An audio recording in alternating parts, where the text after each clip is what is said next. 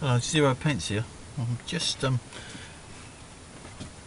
put my camera on a tripod so that I can show you this. People ask me what tools do I use to shape the grips. Well, this is the tool that I use. It's donkey's years old. This has been in my this has been in my family, I think, about 30 years, easy 30 years. So, and actually 40 years, and it's just a straightforward rasp. It's used by carpenters to get rid of a lot of wood at once, and this thing, when it goes, and I'm going to demonstrate that now. I usually start on the top edge or back strap of the knife, and as you can see, I'll turn it down a bit, I've got a leather tightener in there, a leather jaw protector in there, and also it's taped because this particular vise has got the old-fashioned knurls inside, and if you go too tight on this plastic it will come out on your blade, so there's leather on there as well. Belt and braces, never hurt anybody. Just tighten down and start with the corners and work into the middle, not trying to go straight across the top like that. This is an extremely hard wood, but great because that's okay. That's the way I like it. Anyway, that's the first bit. You have to do, you start your shape, carry it over into the middle, that way you won't get any break-offs or splits. You don't want that. And this is a very close grained piece of wood, it's absolutely beautiful. Now same the other side, hope I'm not blocking the shot. Yeah. This is what you have to do, and again onwards to the middle, and that's giving you a nice shape to it, and that is the way that I shape initially my handles. Now I'm not going to go all the way through all this because it will get boring, so I'll shut it down, reshape it and come back. Well, I've finished the initial shaping of it with the aid of this as well. This is invaluable, this tool. It's brilliant. It's got sanding drum on it, and it goes, this is particularly hard, but it helps if you catch your metal with this, you're going to get lots of little scratches. So to remove them with this and then finish them with a fine wet and dry is the best way to go. So getting back to it, there you are, there's the pins, and there is the smooth back and belly. Now the initial shaping of the sculpts on it I'm going to have to do. This is, by the way, I forgot to mention this at the very beginning, this is the piece of wood that Adrian Etheridge sent me, and it is absolutely gorgeous. I've got to do this justice, so hopefully at the end of this you think, well, that was worth it, because it is a really nice piece of wood, and when it's stained, the depth of that grain is going to be absolutely phenomenal. Anyway, got to get on, and I'm going to stand here waffling, so I'm going to shape the rest of this and I'm going to come back.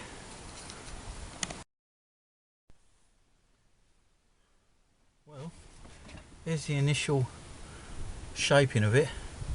I just had a little touch up with the Dremel and stuff, but that's what you can do with one of them. As you can see there, teeth on that are amazing, and it had a little bit of difficulty with that. I've never had difficulty with any of the woods I've used other than that, that is hard. It's probably not the hardest you can get, but it's not what, it's what you're used to. You know, I use beech or I use sapele or something like that, but which aren't really hard. That beech is pretty hard wood, but this is really close, really dense. Wow, I can't wait to see that with a finish on it, because the grain is so close. It's like as I'm going over it with the Dremel, it's polishing it. So I'll be careful there, because I want to be able to prepare it properly. And the other thing is I'm going to mention is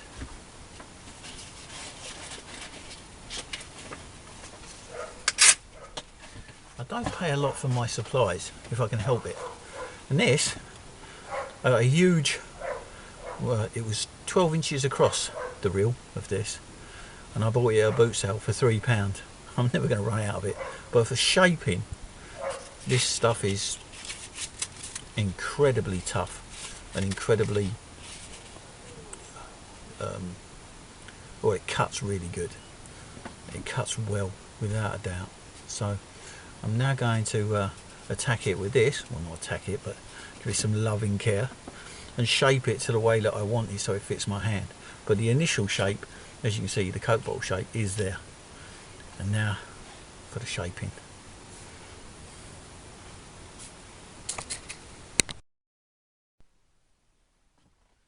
Well, there it is. It's all shaped, Coke bottle style. It's all finished, except for the finish. Look, as you can see, pins all polished, side all polished, back all polished, end polished. A bit of muck on the end there, but that'll come off. It's just where I've been polishing it. But as you can see, the wood is absolutely gorgeous, and it has no oil on it yet. And I know that this is absolutely going to pop when it excuse me, that's the airbrush artist in me, but that's the expression we use when something is enhanced by just a little spot of colour. It makes it bling and pop. And I think when the finish is put on this, it is going to pop.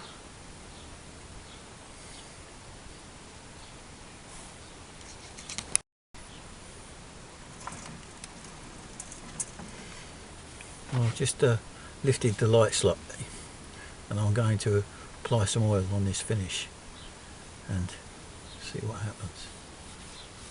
And oh, I knew it. Wow. Crikey, look at the depth of colour in that. I don't know whether it will pick it up on that, but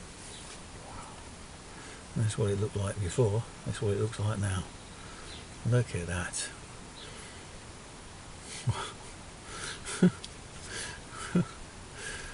Here we go.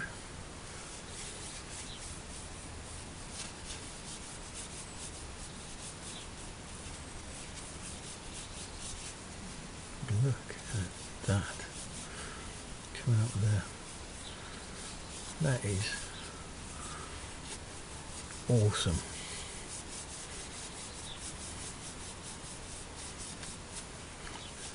I use a Scotch-Brite to open the grain up to give you a little bit of grip when you hold it, so it wasn't too smoothish. But look at that. Wow, crazy. That is gorgeous. And that, now, for all intents and purposes, take the green tape off, it's finished.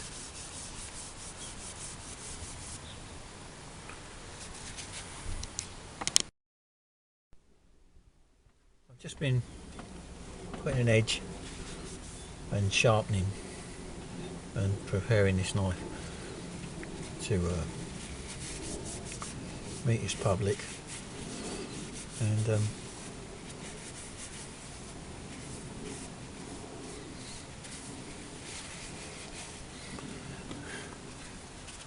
get another coat of oil because that last lot soaked in. So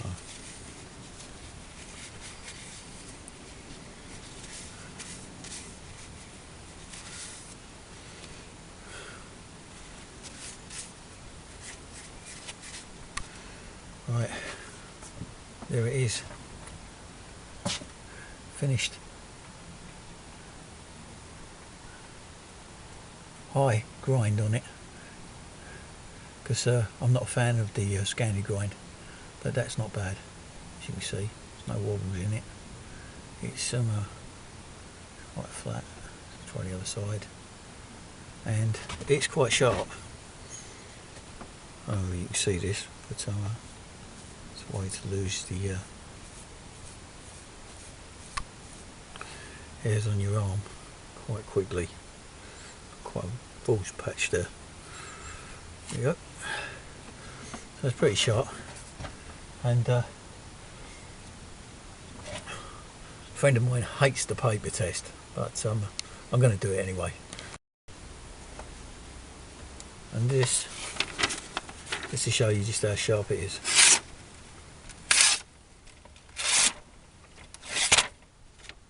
There you go. Nice curve with it as well. Oops. Grab hold of it, will you? There you go. Okay.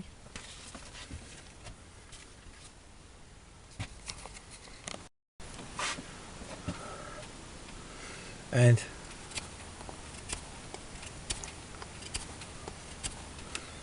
I don't know if you can see that. I'm useless at this sort of thing, but it's some things, and I think you find it's cutting feathers quite cool. Don't normally do this, show people the sharpening of it, because I don't keep sharp knives in my house because I have grandchildren, and you never know what's going to happen, so I don't sharpen them until the last minute. But this one, it deserves an edge, and it deserves showing exactly just how it's turned out. Hope you like it, and you can see the detail in it and the blade there, and that's it. Our shape, it's gone from a block to a shape to a finished knife in a couple of hours. And this wood is quite hard, but it's so beautiful. It really is beautiful. And the man that gave me it was Adrian Etheridge, and thanks mate. I hope I've done it justice.